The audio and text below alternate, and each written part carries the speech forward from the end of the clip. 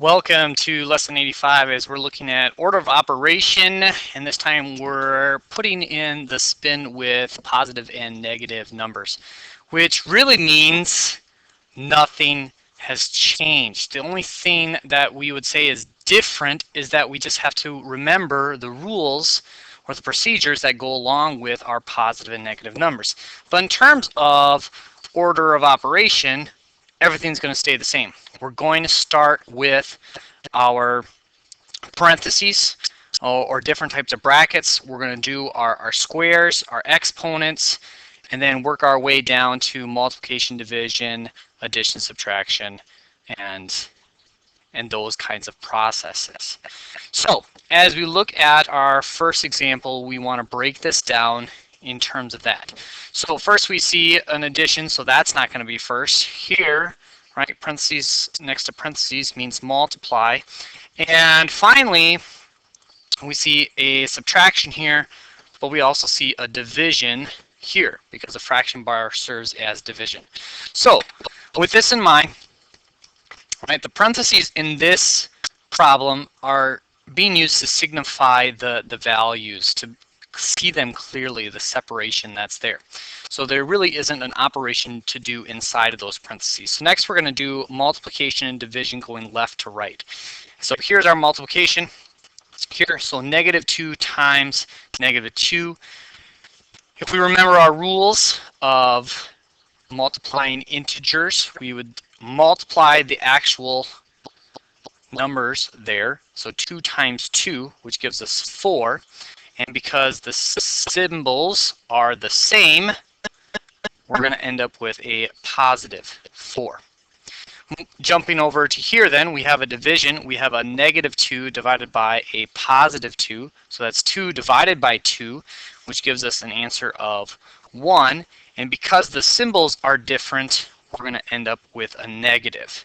So if I rewrite the problem now, I now have these values to combine. So we have this idea like this. From here, we're going to start to combine our like terms and kind of want to use algebraic addition here so we don't miss anything. So this is already in parentheses. I'm going to throw another one in there, right? So that's going to kind of stay the same, -2. From here, we're going to take this symbol and this symbol. So we're going to have -2 plus a positive 4, which stays basically 4. And then we want to combine these ones. So we have a -1. So the opposite of -1 would be +1. So we have this idea. And from here then we can add things together. As we add things together then we can solve this problem. And for some reason my link right here is not showing up. I'm not really sure why. It's way down there. Anyway, I'm just going to shift it over here. -2 plus 4. If I take the absolute value of both, that's going to give me 4 and 2. Because they have opposite symbols, I'm going to subtract them. So I really should write it like this: 4 minus 2, which gives me an answer of 2.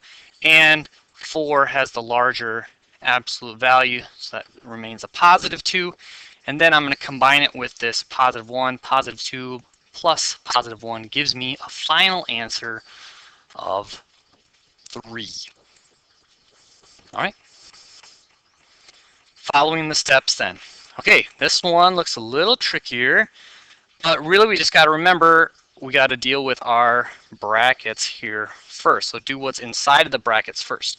So now if we're contained within inside these brackets, we want to do our multiplication right here, and then we'll deal with this subtraction.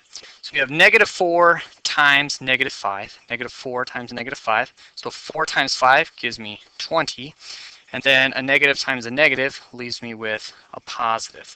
So if I rewrite this, my brackets would look like this now.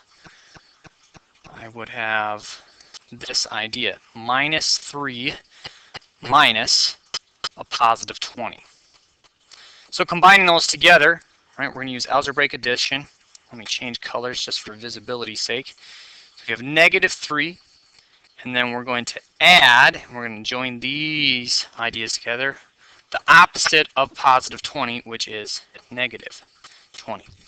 From here, we can add these two together. By adding these two together, we get a, right, absolute values, that'd be 3 plus 20. And because the symbols are the same, that's why we're adding. So that's 23. And since the symbol's the same, it stays the same. So we have a negative 23. So that's our brackets, negative 23. Now we want to bring this down to continue solving. So we're going to end up having a negative 2. That's in parentheses. Our minus 23 is in parentheses. And our symbol here says we're subtracting all of these brackets. So we put that there. So final step, let's say we're going to keep that negative 2. And we're going to add, right, algebraic addition, right, the opposite of negative 23, so that's a positive 23. Absolute values, and that would be, I'm going to write it over here, 23, and we're going to subtract 2 because our symbols are different, right, and that's going to give us 21, and keep the symbol of their larger absolute value, which is this, so our final answer is 21. Wow, cruising right along. Well, it's your turn now. Your turn to solve this problem as you are working with integers. Remember just to break it down step by step, remembering your procedures as you go through this, and just follow the new idea or the additional idea of how to deal with your positive and negative integers. That's it for lesson 85.